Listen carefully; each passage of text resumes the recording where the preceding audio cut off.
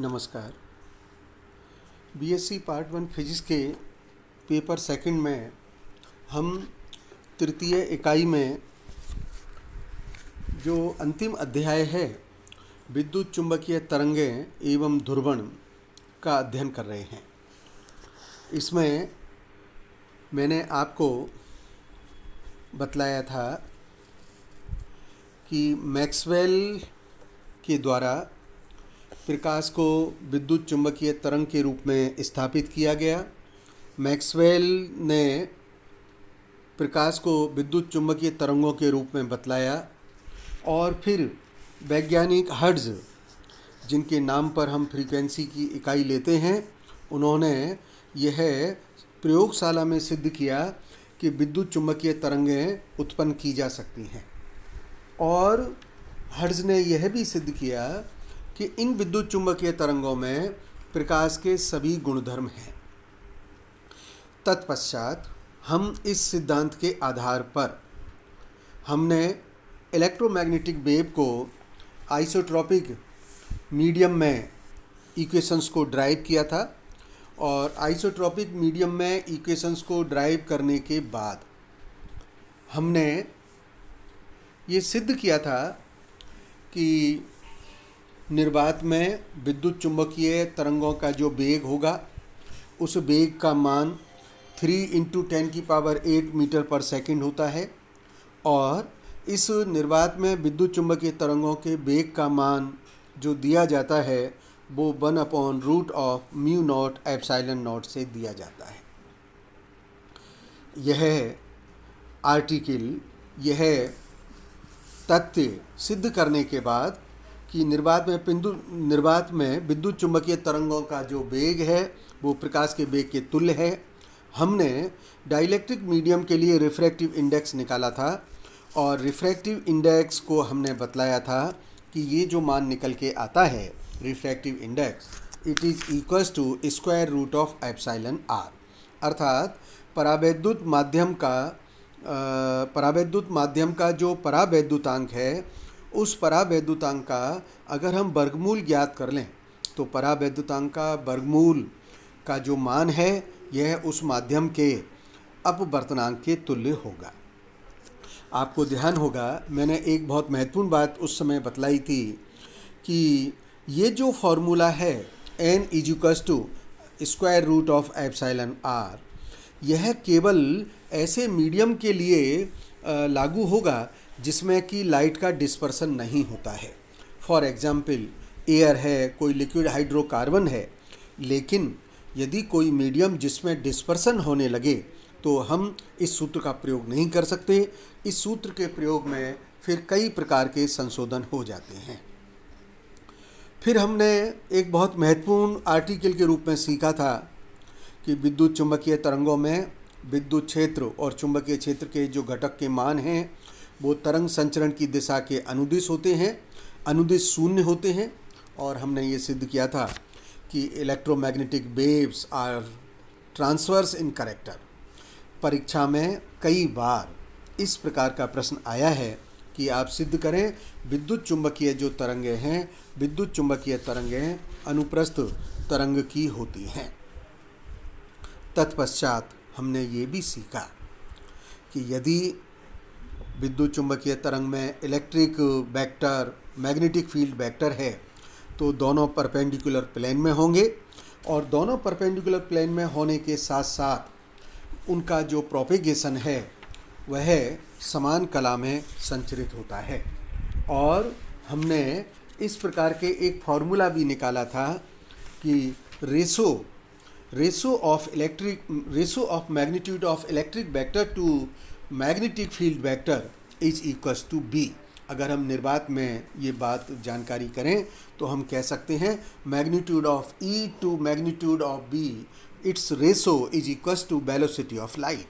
अर्थात अगर हम कहें कि तरंग का वेग b है तो विद्युत चुंबकीय तरंग में चुंबकीय क्षेत्र, विद्युत क्षेत्र दोनों के जो मान हैं समान कला में संचरित करते हैं और E का मान जब अधिकतम होता है तो B का मान भी अधिकतम होता है और इन दोनों का जो अनुपात है वह अनुपात नियत बना रहता है। विद्यार्थियों, परीक्षा में पार्ट बी के अंदर इस प्रकार के क्वेश्चंस आए हैं कि हम इसके साथ में ही जो ये 4-5 बातें की है, इसमें 2 बार परीक्षा में 2 बार ऐसे भी प्रश्न हमको मिले हैं कि what are the characteristic of electromagnetic wave. जो विद्युत चुंबकीय तरंगें हैं, उन विद्युत चुंबकीय तरंगों के अभिलाक्षणिक गुणधर्म क्या हैं। आप देखिएगा, इतना अध्ययन जो आपको सिखा दिया गया है, अब इस अध्ययन के आधार पर हम ये निष्कर्ष निकाल सकते हैं विद्युत चुंबकीय तरंगों के अभिलाक्षणिक गुणधर्म लिखने के लिए। तो हम सबसे पहला जो इसका कैरेक्टरिस्टिक प्रॉपर्टी है वो बतलाते हैं कि इलेक्ट्रोमैग्नेटिक वेव आवेश की त्वरित गति के कारण उत्पन्न होती है और इनकी जो फ्रीक्वेंसी है वह है आवेशों की सरल आवर्त गति की आवृत्ति के द्वारा निर्धारित होती है। जैसा हमने सिद्ध किया था, निर्वात में इलेक्ट्रोमैग्नेटिक वेव का जो मान है, velocity of electromagnetic wave in vacuum is equals to 3 × 10⁸ and this velocity is equals to the velocity of light. And please keep in mind, this velocity does remain same for all the frequencies of electromagnetic wave. अर्थात आवृत्तियों के लिए इसका जो मान है वह समान बना रहता है। हमने आपको बतलाया था कि विद्युत चुंबकीय तरंग में चुंबकीय और विद्युत क्षेत्र दोनों साथ साथ प्रोपेगेट करते हैं।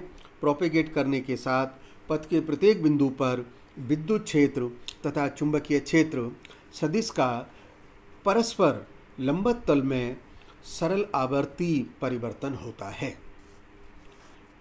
विद्युत चुंबकीय तरंग संचरण की दिशा, विद्युत क्षेत्र सदिश और मैग्नेटिक फील्ड वेक्टर तीनों परपेंडिकुलर होते हैं और इससे ये निष्कर्ष निकलता है कि इलेक्ट्रोमैग्नेटिक जो वेव हैं वो वेव नेचर में ट्रांसवर्स वेव होती है और इस बात को हमने ट्रांसवर्स वेव हैं पृथक से सिद्ध भी किया है। उसी प्रकार से क्योंकि जो कुछ अब तक अध्ययन किया गया, उस अध्ययन को समझ करके हम इन विद्युत चुंबकीय तरंगों के अभिलाक्षणिक गुण लिखने में समर्थ हैं। विद्युत चुंबकीय तरंग के संचरण पथ के प्रत्येक पथ के अनुदिश विद्युत क्षेत्र तथा चुंबकीय क्षेत्र का जो अनुपात है वह अनुपात वेलोसिटी ऑफ लाइट के इक्वल होता है। जब इलेक्ट्रोमैग्नेटिक वेव स्पेस में फैलती है, स्पेस में प्रोपेगेट होती है, रेडिएट होती है, तो विद्युत तथा चुंबकीय क्षेत्र के जो आयाम हैं वह दूरी के साथ कम होने लगते हैं, घटते हैं। इलेक्ट्रोमैग्नेटिक वेव की जो इंटरेक्शन प्रोसेस है, यह interaction process principle of superposition के ऊपर आधारित होती है, उसके अनुसार होती है। अर्थात किसी बिंदु पर किसी क्षण परिणामी विद्युत क्षेत्र विभिन्न विद्युत चुंबकीय तरंगों के विद्युत क्षेत्र के सदिश योग के बराबर होता है। इस प्रकार यही बात हम चुंबकीय क्षेत्रों के लिए भी कह सकते हैं। अर्थात विद्युत क्षेत्र हो चाहे चुंबकीय क्षेत्र हो, दोनों ही क्षेत्रों के अंतर्गत जो प्रिंसिपल ऑफ सुपरपोजिशन है, अध्यारोपण सिद्धांत है, वह वैलिड रहता है, लागू होता है। प्रत्येक फ्रीक्वेंसी की इलेक्ट्रोमैग्नेटिक वेव प्रकृति में पाई जाती है, परंतु हम जानते हैं हमारी आईज जिस वेव को देख सकती है वह विजिबल स्पेक्ट्रम कहलाता है। आपने पिछली क्लासेज में इलेक्ट्रोमैग्नेटिक स्पेक्ट्रम सीखा हुआ है।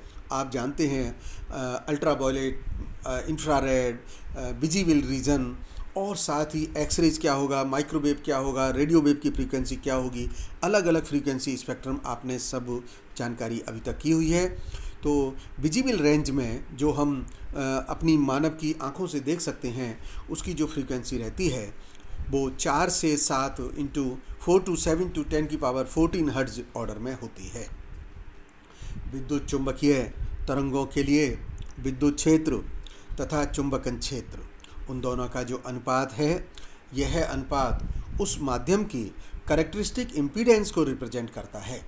अर्थात characteristic impedance which is represented by capital Z. So capital Z is equals to magnitude of E to H. और जब हम जेड का मान ई और एच के अनुपात में लिखते हैं तो यह कैरेक्टरिस्टिक इम्पीडेंस का जो मान हमें प्राप्त होता है square root of mu by epsilon होता है।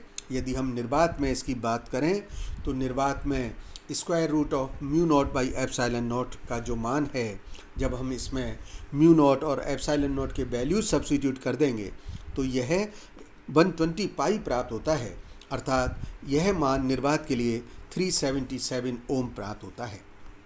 पार्ट ए में, परीक्षा में पार्ट ए में इस प्रकार का प्रश्न आया है कि विद्युत चुम्बकीय तरंगों के लिए निर्वात के अंदर उस माध्यम की कैरेक्टरिस्टिक इम्पीडेंस का मान लिखिए।